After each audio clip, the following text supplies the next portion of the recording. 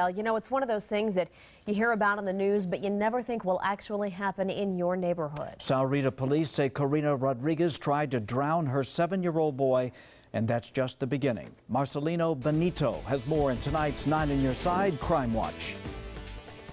It's your average neighborhood in Sahuarita, but what police say happened inside this home on Rock Station Drive is anything but normal. Sahuarita Police, after a long investigation, arrested Ms. Rodriguez for attempting to kill her 7-year-old son.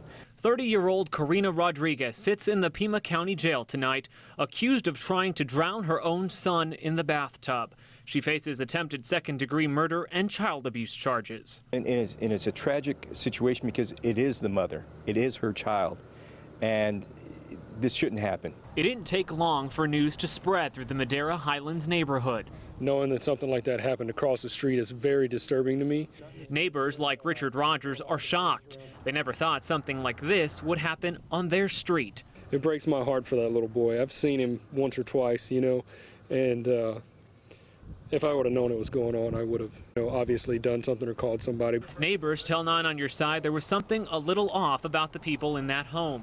But child abuse wasn't something they ever suspected, especially after the few times they would see the boy. He put on a good front, because when he was outside, the times I did see him, he was the happiest kid in the world, and he'd wave and say hi to everybody.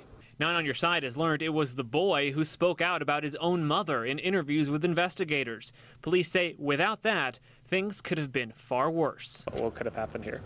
It could have resulted in death. 9 on Your Side also uncovered Rodriguez lived inside this home with her parents. We tried to get some answers at the house, but no one was home. Sahuarita Police aren't ready to release details on how the boy managed to survive, but will say this. We could have easily been sitting here talking about a second-degree murder. As for parents on this street, they'll be paying closer attention to one another. Just makes you want to hold your kids a little tighter and know exactly where they are and what's going on at all times.